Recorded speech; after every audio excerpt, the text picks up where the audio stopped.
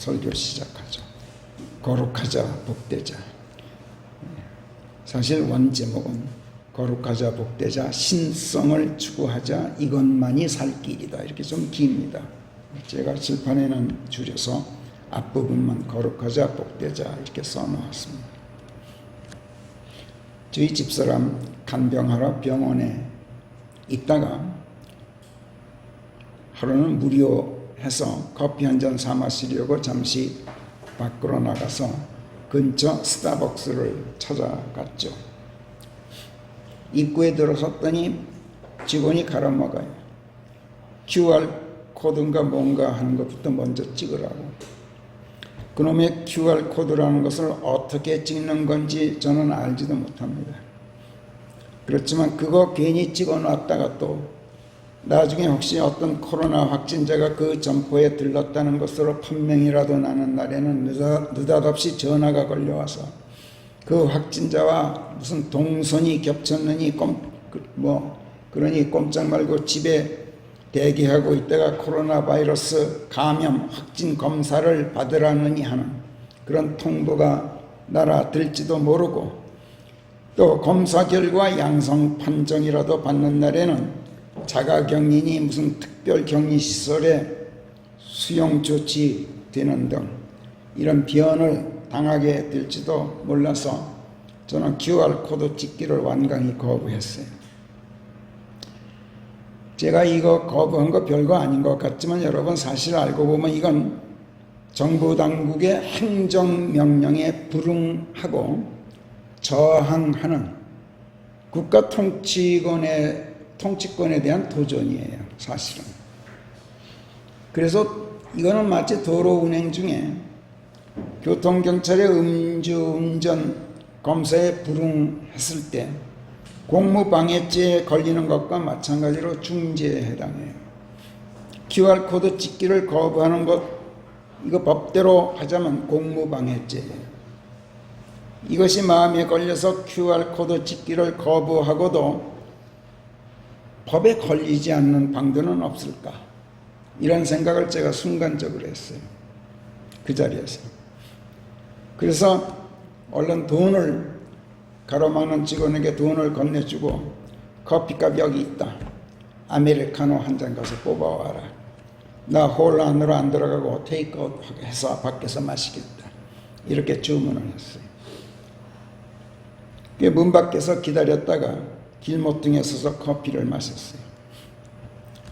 이거 또한 별것 아닌 것 같지만 여러분 이거 대단한 묘책이에요. 제가 생각해도.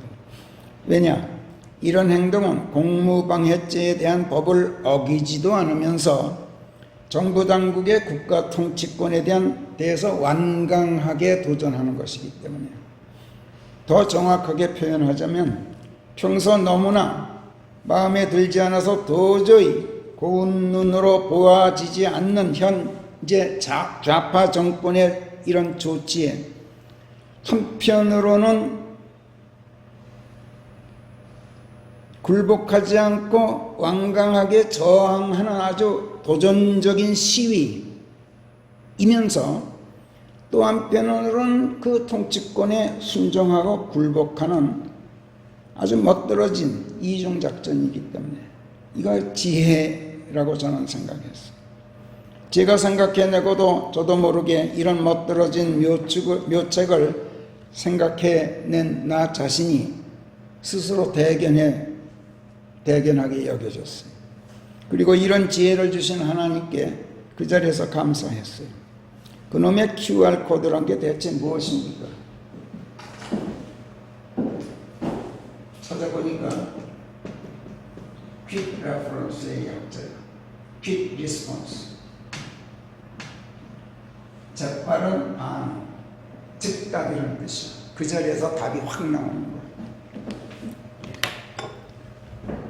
격자 무늬로 된 정사각형 안에 아주 다양하고 많은 정보를 가로, 세로 2차원적으로 담고 있는 어떤 부호죠. 그 부호를 찍으면 순식간에 반응해서 그 안에 담겨있는 모든 정보를 한눈에 아주 1초도 안 되게 재빠르게 읽어낼 수 있도록 해놓은 일종의 암호 형식의 부호입니다.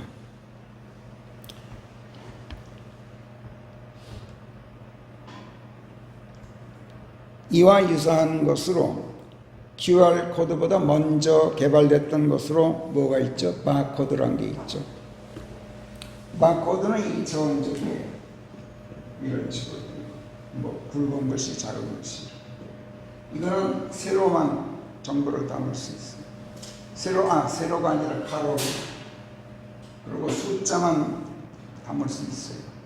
문자나 이런 건 담을 수가 없어요. 근데 이건 1차원적인데 이거는 QR코드는 가로, 세로를 다 이용해서 2차원적이죠. 아마 제가 생각했을 때 짐승의 숫자 666은 3차원적인 부호가 될 것 같아요. 결국은 666이라는 가로, 세로, 그 다음에 깊이까지 있는 3차원적 부호가 나올 것 같아요. 그러니까 그거는 수천 가지가 아니라 바코드는 몇십 가지밖에 못 넣어요. 숫자 20개 숫자밖에 못 넣어요. 그런데 QR코드는 몇천 가지 정보를 넣어요. 뭐 동영상도 넣고 사진까지도 넣고 심지어는 악성 코드까지 담아서 잘못 찍었다가는 다 전하고 뭐고 완전히 베리는 수가 있어서 굉장히 위험해요. 근데 짐승의 숫자 666은 아마 3차원 형식이기 때문에 그는 수십만 개의 정보를 담을 수 있을 것 같아요. 아마 그렇게 될 겁니다. 지금 현재 이 QR코드는 조사해 보니까 7천 개가 넘는 정보를 담을 수 있고 문자로는 4,300개 문자를 넣고 한자로도 1,800여 자가 들어가요. 대단한 거죠. 그러니까 명함이라든지 무슨 인터넷 주소는 말할 것도 없고 심지어 사진이나 동영상 같은 풍부한 정보를 넣을 수가 있어요. 그만큼 편리하죠. 그래서 개인은 물론 회사들이나 단체들이 기업 정보나 상품 광고 또는 단체 활동들을 홍보하는 데 널리 이용되고 있죠. 개인적으로는 다양한 사적 정보들이 까뒤집어지게 노출되어 그래서 그만큼 악용될 소지가 있기 때문에 또 주의하지 않으면 안 되는 일종의 요물이에요. 그래서 무심코 QR코드 찍어 놓았다가 정부가 등 뒤에서 나 자신에 대한 정보를 수집하고 있고 내 동선을 감시한다든지 그런 다음 그 정보가 어떻게 이 다음에 악용될지도 모른다는 생각을 해봤어요. 그야말로 나 스스로가 정부 권력으로 하여금 빅브라더를 만들어 주고 있는 것이 아닌가, 내 손으로. 이런 생각을 해보니까 섬뜩해지기까지 했어요. 예전에 어느 신문에 보니까 이런 칼럼 기사가 실려 있었어요. 정부는 약 7조 8천억 원 규모의 4차 추가 경정 예산을 편성하기로 했다. 이번 코로나 확산 사태만큼 정부 역할이 중요해진 위기도 참 드물다. 정부는 매일 코로나 확진자 숫자를 발표하고 코로나 검사와 치료를 해주는가 하면 재난지원금을 나눠주기도 한다. 최근에는 국민을 위한 위로와 정성이라면서 통신비까지 지원해 주기로 했는데 물론 그거 다 우리가 내는 세금으로 하는 일인지라 위기 상황 대처 능력에서 정부를 대체할 기관은 없지만 정부의 선심 규모와 역할이 커지면 커질수록 그 지원을 받는 대가로 나 개인의 자유와 선택의 권리 또 사생활 보호 같은 국민의 기본 권리를 정부 당국이 나도 모르게 야금야금 먹어 들어가고 있다는 것을 경계하지 않으면 안 된다. 그러지 않아도 현금의 정부는 거대 여당을 등에 업고 원하면 무엇이든 마음대로 밀어붙이는 가운데 이미 입법부는 물론 사법부까지 권력의 시녀로 만들고 이제는 언론까지 장악하라고 시도하면서 막강한 정치적 근육의 힘을 과시하고 있는 중이다. 장차 우리가 치러야 할 대가를 생각하면 다리 뻗고 찰 수가 없다. 한 정치학자는 코로나와 견제받지 않고 독주하는 정치 권력의 공통점은 눈에 보이지 않고 잘못 걸리면 죽는다는 점이다. 그런데 후자가 더 무섭다고 했다. 권력의 단맛을 한번 맛들이면 면역되는 게 아니라 중독되는 것이어서 결국에는 그들 자신을 파괴할 뿐만 아니라 나라를 말아먹게 되기 때문이라고 했다. 코로나 문제도 급하고 무섭지만 지금 견제받지 않고 독주하고 있는, 그러면서 스스로 착하다고 생각하며 질주하고 있는 이 권력은 정말이지 더 치명적으로여서 실로 무섭기가 그지없다. 이렇게 썼어요. 지금 권력에 대해서. 지금 이 나라 이 정부 당국자들은 무소불위의 권력을 휘두르면서 견제기관들을 완전히 장악했어요. 그리고 국민을 사탕발림으로 지금 순치시키고 있는 중이에요. 이런 정부에 협조하고 정치, 경제, 사회, 교육, 외교, 국방 전 분야에 걸쳐서 나라를 병들게 만들고 있는 그들의 시책에 따르는 것은 그야말로 그들을 내가 내 손으로 빅브라더로 만들어주는 자해 행위라고 생각해 봤어요. 아마 그래서 그랬던가요? 얼마 전 대통령이 기독교 단체 지도자들을 청와대로 불러들여서 집단적인 교회, 주일 예배를 자제해 주시오 이렇게 말했어요. 이때 어느 목사가 뭐라 그랬습니까? 예배는 기독교 교회의 생명이요 하고 치받았어요. 이것은 대통령의 통치권에 대한 중대한 도전이었어요.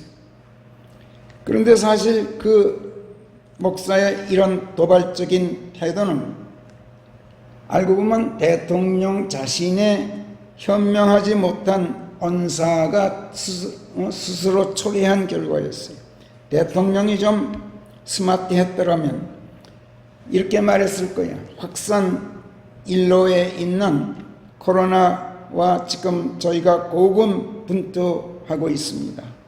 이런 정부 방역 당국에 협조해서 교회 내 집단 예배를 자제해 주시오가 아니라 이렇게 위압적으로 오만하게 말할 게 아니라 어떻게 하면 이런 난국을 타개할 수 있을는지요. 어떻게 하면 좋을지 여러분의 고견을 듣고 싶습니다.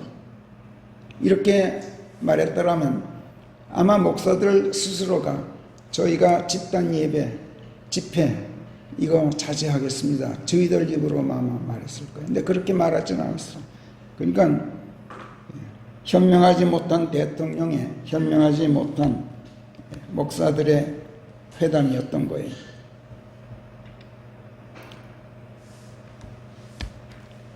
예배는 기독교의 생명이요 하고 대통령을 그렇게 치받았다는 어떤 목사가 그런 신문 기사를 읽은 기독교인들 대다수가 대단히 통쾌한 반응을 보였다고 전해져요.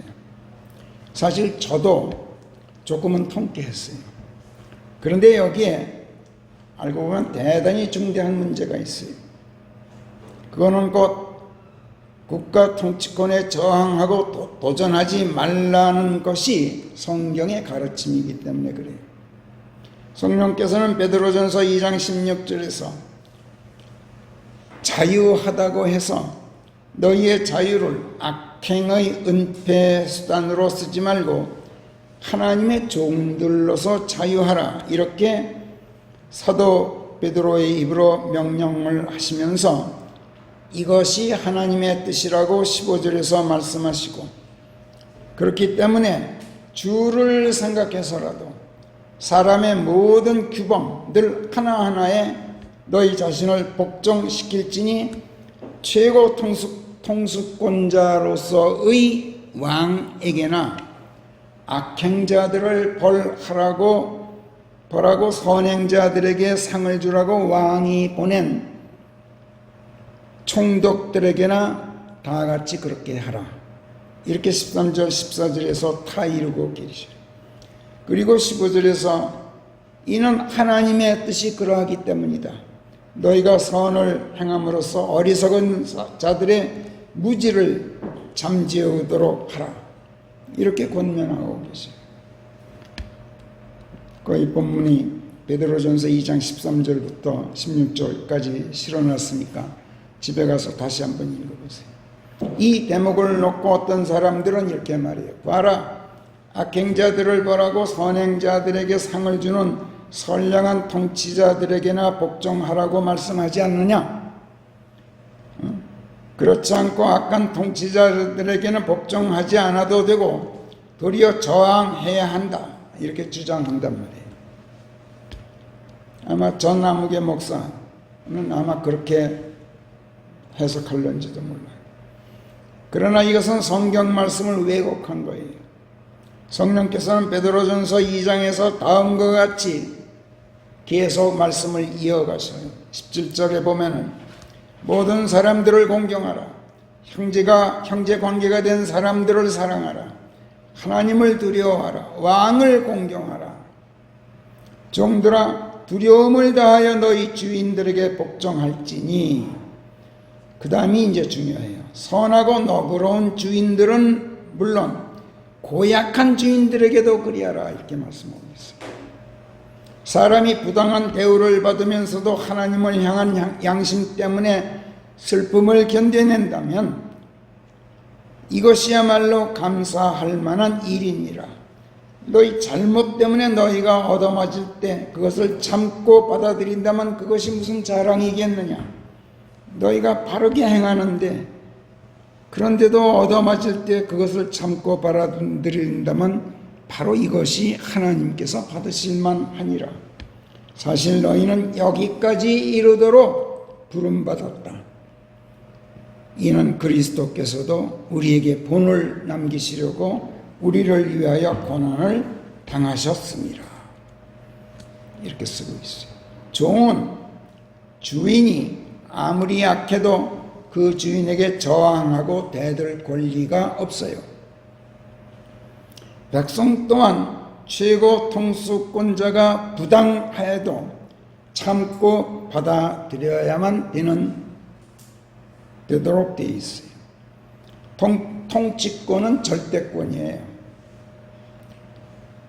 몇 년 전, 벌써 세월이 많이 흘렀습니다만, 이 나라 대통령이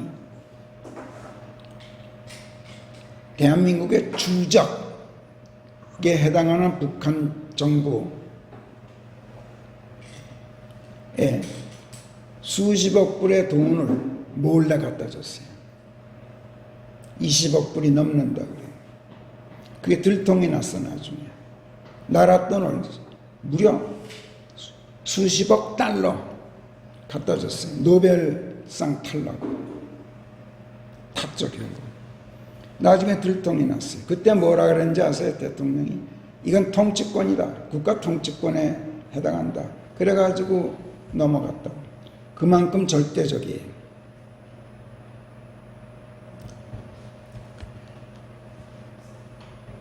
선하건 악하건 모든 권력자들은 하나님께서 세우신 자들이기 때문에 그래요. 선한 정부는 백성이 선한 정부를 가질 자격이 있기 때문에 하나님께서 선한 정부를 세우시고, 사악한 정부는 또한 백성이 그럴 자격이 있기 때문에 악한 통치자를 가져야 할 자격이 있기 때문에 하나님께서 그 악한 자를 세우셔요.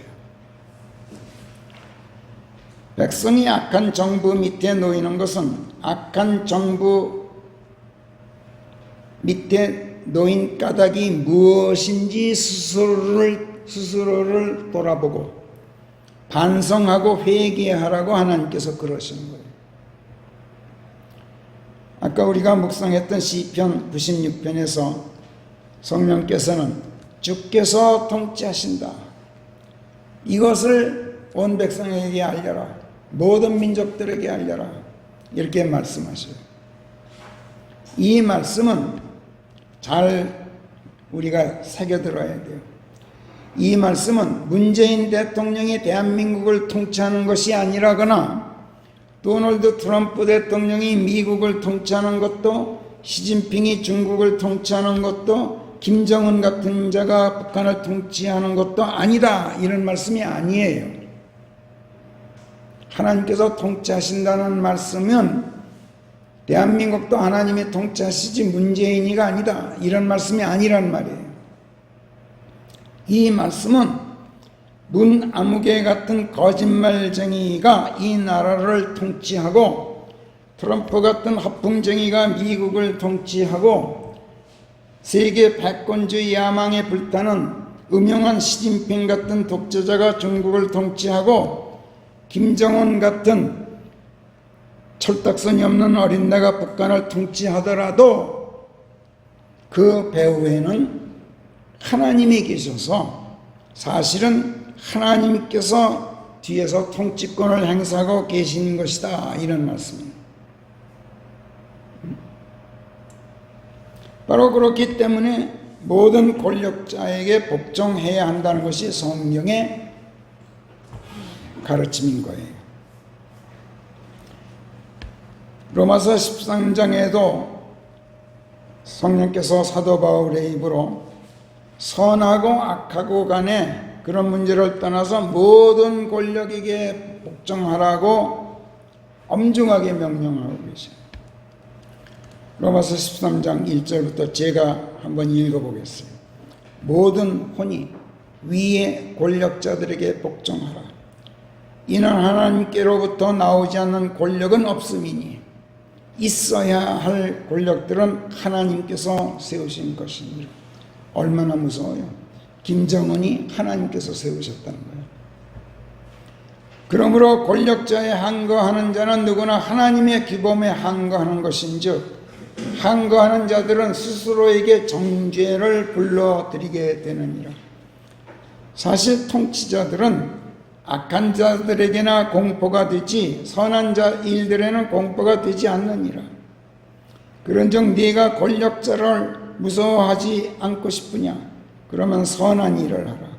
그러면 그의 칭송이 내게 있게 되리라. 그는 너에게 선한 일을 하는 하나님의 일꾼이니라. 그러나 네가 악한 짓을 하면 무서워하라. 이는 그가 공연히 칼차고 다니는 것이 아님이니 악한 짓을 하는 자에게는 그가 진노를 집행하는 응징자로서의 하나님의 일꾼이니라. 이렇게 쓰고 있어요. 바로 이런 점에서 최근 어느 정치색 짙은 기독교 단체장을 맡고 있는 한 목사가 오래전 독일 나치 시절에 반 히틀러 운동가였던 무슨 본회퍼라는 사람의 주장을 구호로 외치면서 미친 자에게 운전대를 맡길 수 없다. 이렇게 신문에 대문짝만한 광고로 실컷 떠들어대면서 민중을 선동하고 있는데 이건 하나님의 통치에 반기를 드는 매우 잘못된 반성경적인 반역 행위예요. 제가 지난주에도 사적인 자리에서 여러분에게 말씀드렸습니다만 현금의 이 나라 통치권자에게 퍼붓고 있는 그 목사의 비난들은 세속적 기준으로 볼 때 사실 하나도 틀리지 않는 말들, 전부 옳아요. 신문에 실린 내용을 다 제가 샅샅이 읽어봤는데 그 목사가 너무나 정확하게 문재인 대통령의 문제점을 비난하고 있는 게, 주장하고 있는 게 눈에 띄었어요. 근데 문제는 그렇다고 해서 그가 지금 잘하고 있는 것이냐 하면 그게 아니라는 데 있어요. 왜 그러냐? 왜 그가 지금 잘하고 있는 게 못 되느냐? 첫째는 그 목사가 다른 사람도 아닌 교회 목사라는 점 때문에 그래요. 목사는 하나님을 섬기는 하나님의 종이고 교회 성도들을 섬기는 성도들의 종이지 무슨 지도자가 아니에요. 무슨 정치운동 지도자는 더더욱 아니에요. 목사는 그냥 궤도에서 벗어난 거예요. 그 다음에 둘째 이유는 악한 통치자라도 어떤 권력이라도 하나님께서 세우셨기 때문에 하나님을 생각해서라도 그 권력에 복종하라고 명령하는 성경에 대한 거역 행위이기 때문에 그래요. 셋째는 하나님께서 이 백성에게 그 못된 자들을 통치권자들로 세우신 이유가 무엇인지 그 하나님의 기쁜 뜻을 숙고하는 가운데 백성의 한 사람으로서 진지한 성찰과 통렬한 회개가 선행되어야 할 텐데, 그리고 이것을 백성에게도 촉구하고 다 같이 우리 회개하자고 제안해야 마땅할 텐데 이런 것이 일체 없어요. 그 사람에게. 넷째는 그 저항운동이 그 사람 자신의 더럽고 치사한 정치적 야심에서 나온 전혀 거룩하지 못한 세속적 탐욕의 연장선상에 있다는 것이 뻔히 보이기 때문에 그래요. 그 다음 마지막으로 그 사람 참 그리스도인답지 않게 대단히 현명하지가 못해요.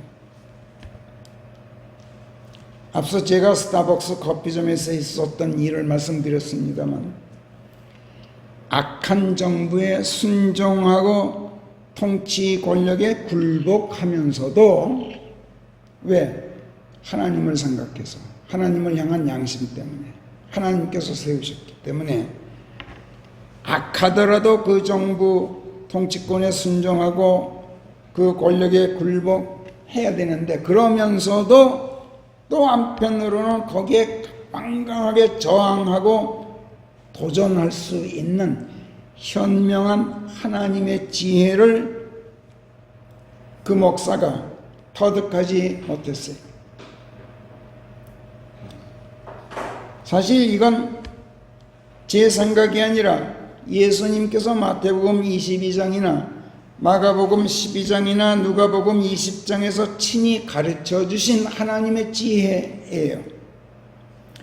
누가복음 20장에 보니까 제사장들과 서기관들 같은 종교인들이 예수님의 말씀을 꼬투리 잡아서 그분을 총독 당국에 넘기려고 첩자들을 예수님께 보내서 아주 선량한 사람들인 척 가장하고 예수님을 감시하게 했어요. 어느 날 그들이 예수님께 접근해서 함정이 있는 질문을 던져요. 누가복음 20장으로 가서 21절부터 우리 한번 같이 읽어봐요. 누가복음 20장 21절부터 시작. 선생님께서는 바르게 가르치고 누구도 사람의 인물됨을 받아들이지도 않으시며 오직 진리 안에서 하나님의 길을 가르치신다는 것을 저희가 아나이다. 저희가 카이사에게 공세를 바치는 것이 적법하옵니까? 적법하지 않사옵니까? 하더라. 그러나 주께서 저들의 교활함을 아시고 말씀하시기를 어찌 너희가 나를 시험하느냐? 내게 엽전 한 잎을 보이라. 거기에 누구의 형상과 명문이 있느냐 하시더라. 그들이 대답하여 말하기를 카이사의 것이 있나이다 하더라. 그러자 주께서 그들에게 말씀하시기를 그렇다면 카이사의 것들은 카이사에게 돌리고 하나님의 것들은 하나님께 돌리라 하시더라. 그리하여 그들이 사람들 앞에서 주의 말씀을 꼬투리 잡을 수가 없었고 주의 대답에 놀라 입을 다물더라. 바로 이거예요. 카이사에게 복종해라. 그렇다고 해서 그럼 하나님을 짓밟느냐? No. 하나님은 하나님대로 또 섬겨라. 그 전 아무개 목사라는 사람이 바로 하나님께로부터 이런 지혜를 받아 갖고 있지 못했어요. 이런 지혜가 있었더라면 그 사람 지금 보석이 취소되고 재수감되는 곤욕을 치르지 않아도 되었을 뻔했어요. 더 나아가 다른 많은 기독교 신자들에게 권력에 저항하지 않고도 권력에 저항하는, 권력에 저항하지 않고도 저항하는 하나님의 참 현명한 지혜를 이 나라 앞에 국민에게 가르쳐 줄 수 있었을 뻔했어요. 앞서 보았듯이 성령께서 로마서 13장에서 있어야 할 권력들은 하나님께서 세우신 것인즉 하나님께로부터 나오지 않은 권력은 없다. 그러므로 모든 사람이 위의 권력자들에게 복종하라고 명령하시는 이 대목, 그 다음 5절, 6절, 7절에 보면 그래서 너희가 반드시 복종해야 하는 것인즉 진노 때문만이 아니라 양심 때문에도 그래야 하느니라. 이런 이유로 너희가 또 세금도 내는 것이니 그들이 바로 이런 일을 계속 보살피는 하나님의 일꾼들이기 때문이니라. 그러므로 그들에게 낼 모든 것을 낼지니 세금을 내야 할 자에게는 세금을 내고 관세를 내야 할 자에게는 관세를 내며 두려워해야 할 자는 두려워하고 공경해야 할 자는 공경하라. 서로 사랑하는 것 말고는 아무 빚도 누구에게 지지 말라. 다른 사람을 사랑하는 자는 율법을 이루었느니라. 이렇게 분부하고 있어요. 스타벅스에서 제가 정부 당국의 통치권에 불복하면서도 또 한편으로는 그 악랄한 정부에 도전하는 이 멋들어진 지혜를 생각해내도록 해주신 성령께서는 또 그 순간 저로 하여금 제 머릿속에 지금까지 한 번도 가져보지 못한 또 하나의 의문이 떠오르도록 해주셨어요. 요한계시록 13장에 보면 이 세상 종말을 눈앞에 둔 대환란 시대 초엽에 7머리의 열불과 10관을 쓰고 또 모독의 이름을 갖고 있는 가운데 그 생김새가 표범과 같고 발은 곰의 발인데다가 입은 사자입과 같이 생긴 한 짐승이 용이라고 지칭되는 자로부터 마귀의 권세와 지위와 권위를 부여받고 42달 동안, 즉 3년 반 동안 지속할 권세가 주어진 가운데 세상에 나타나요.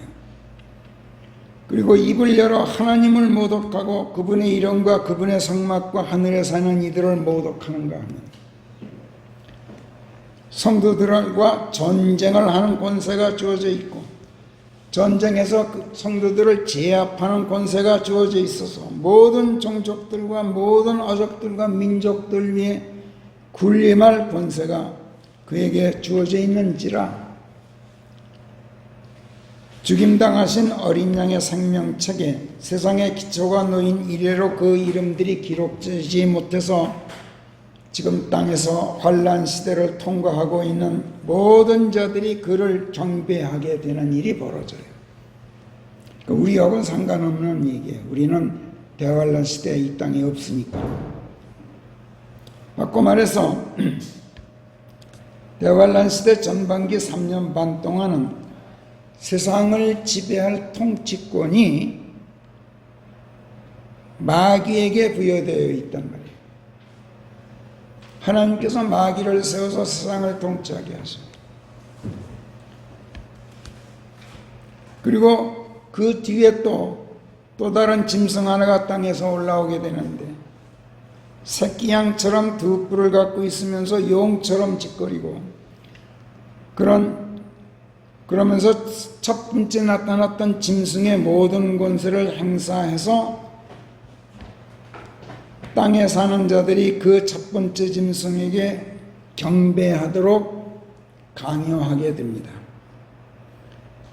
근데 그 자가 사람들의 목전에서 이적들을 행해요. 하늘에서 땅으로 불이 떨어지게 해요. 그러면서 그런 기적들을 보여주면서 사람들을 미혹해요. 그리고 첫 번째 나타났던 짐승에게 상을 만들어 주도록 이렇게 강요하고 그 짐승의 상에 생명을 불어넣는 권능이 있습니다. 상이 살아있게 만든다.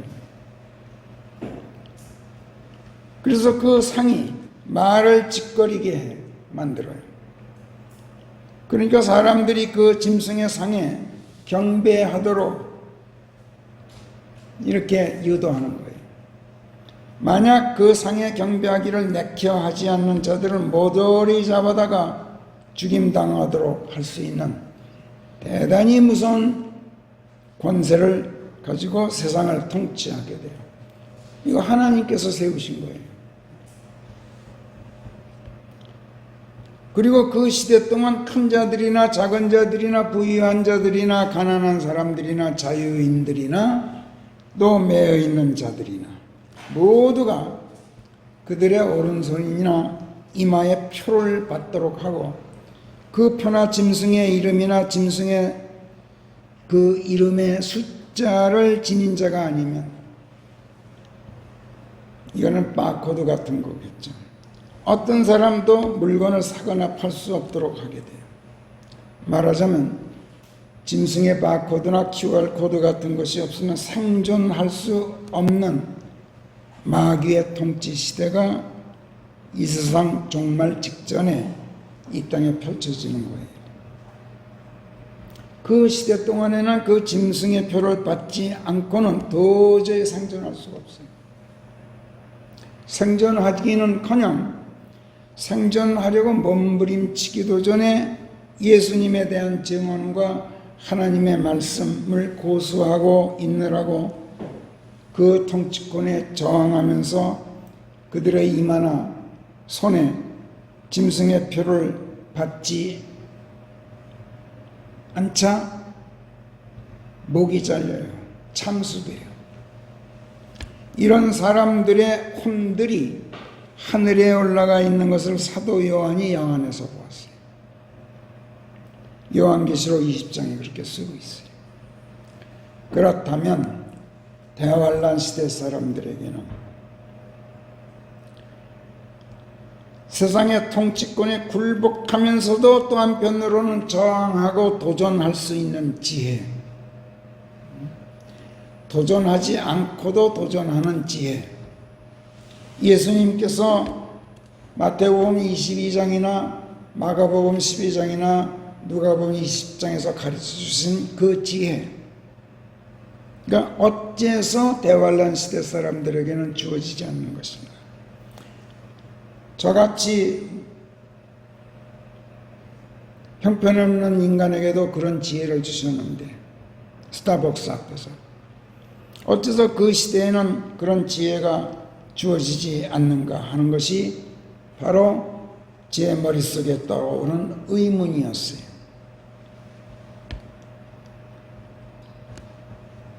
그런데 그런 지혜는 거룩한 자, 즉 예수 그리스도 안에 들어가 있는 복된 자들이 아니면, 다시 말해서 일상 중에 하나님의 말씀들 안에 들어가 살고 있지 않으면 절대로 허락되지 않는 지혜라는 것이 성령께서 답해 주신 결론이었어요.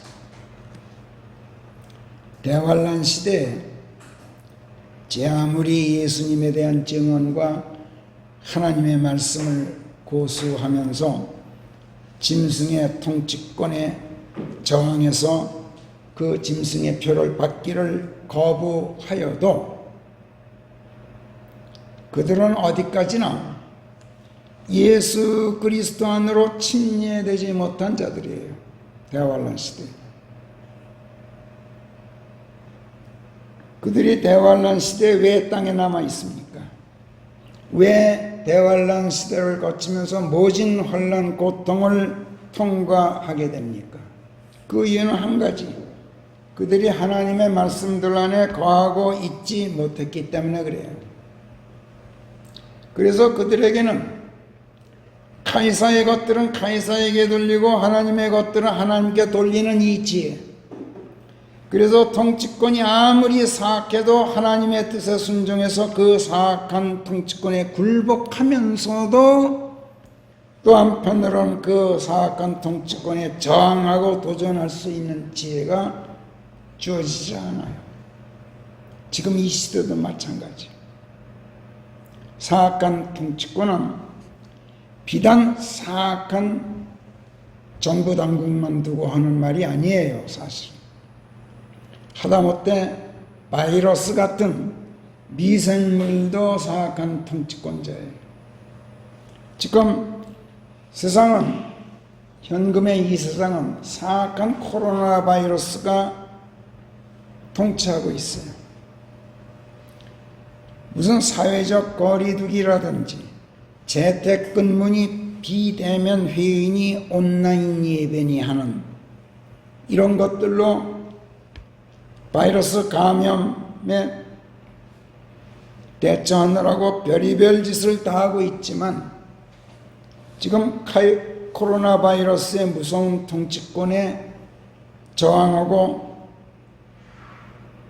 도전할 수 있는 완전한 지혜가 지금 이 세상 일반인들에게는 주어지지 않고 있습니다. 바빌론 제국의 포로로 잡혀감으로써 느부갓네사르 왕의 통치권에 굴복했으면서도 잡혀갔다는 것 자체가 느부갓네살의 통치권에 굴복한 거예요.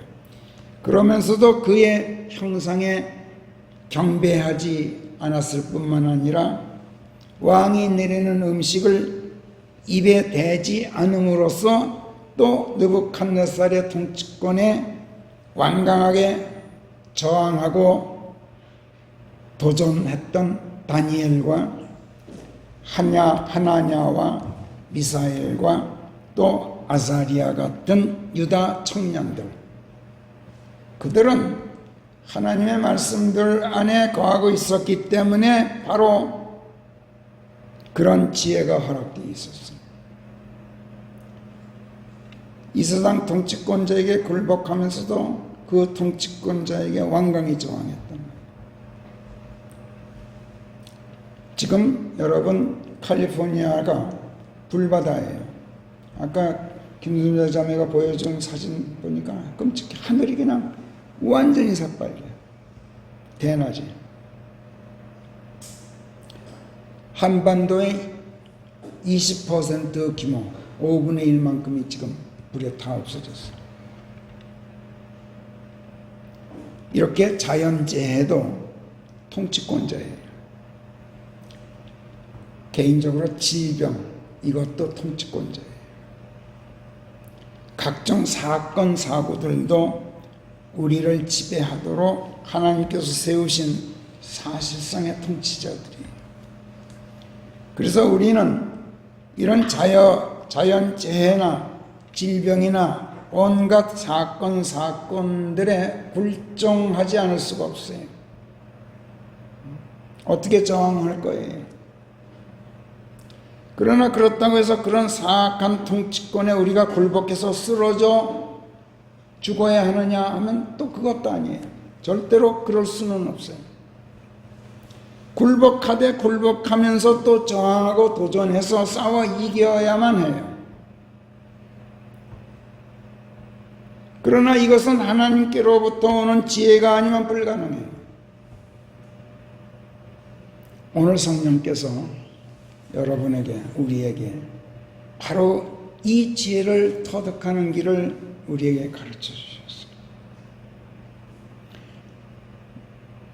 대수롭지 않게 여기지 마세요. 대단한 지혜입니다. 이 세상은 이 지혜 없이는 절대로 살아가지 못합니다. 성령께서 가르쳐 주신 대로 이 놀라운 하나님의 지혜가 여러분 가정에 있기를, 여러분 개인에게 있기를 예수님의 이름으로 축원합니다. 기도하겠습니다. 하나님, 이 세상 통치자는 정말이지 오직 아버지 하나님 한 분뿐이십니다. 정부 통치 권력도, 코로나 권력도, 질병 권력도, 다른 모든 자연재해의 권력도, 그 모든 권력이 비록 사악할지라도 아버지 하나님께서 저희들을 시험하고 다스리라고 세상에 보내시는 통치 권력입니다. 그렇기 때문에 저희는 그 통치권에 굴복하지 않을 수가 없습니다. 그러나 하나님, 그러면서도 저희들은 그 사악한 모든 권세에 저항하여 싸워 이겨야 합니다. 하나님, 오늘 그 지혜를 저희에게 가르쳐 주신 것을 감사합니다. 위로부터 오는 지혜는 첫째는 순수하다, 그 다음 화평하다, 너그럽고 또 부탁하기가 마음 편하고 자비와 선한 열매들로 가득하며 편애가 없고 위선이 없다, 이렇게 말씀하셨습니다. 그래서 화평을 이루는 사람들의 화평 안에 의의 열매가 씨 뿌려진다, 이렇게 말씀하셨고, 그러므로 너희 몸을 하나님께 복종시키되 마귀에게는 저항하라고 하셨습니다. 그러면 그 사악한 모든 것들이 저희한테서 도망간다고 하나님께서 말씀하셨습니다. 하나님, 오늘 저희에게 위로부터 오는 이 지혜를 터득하는 방도를 가르쳐 주셨으니 이제는 저희가 이 지혜를 실제로 얻을 수 있도록, 그래서 저희가 승리 안에서 주 하나님께 새 노래를 부르고 하나님의 이름을 복되시게 하는 가운데 날이면 날마다 하나님의 구원을 널리 선양하고 이방 가운데서 아버지 하나님의 영광을 선포할 수 있도록 저희들을 하나님의 말씀들 안에 단단히 묶어두시어서 말씀 안에서 하나님의 지혜로울 수 있도록 해 주시옵소서. 하나님, 이 작은 교회의 모든 식구들 한 사람 한 사람, 그 한 가정 한 가정에 이 지혜가 있게 해 주시고, 우리 형제 자매들이 운영하거나 일하고 있는 기업이나 일터에서 이런 지혜가 한시도 떠나지 않도록 하시어서 그 모든 사악한 것들의 권세에서 자유롭게 해 주시옵소서. 감사하고 우리 주 예수 그리스도의 이름 안에서 기도하옵나이다. 아멘.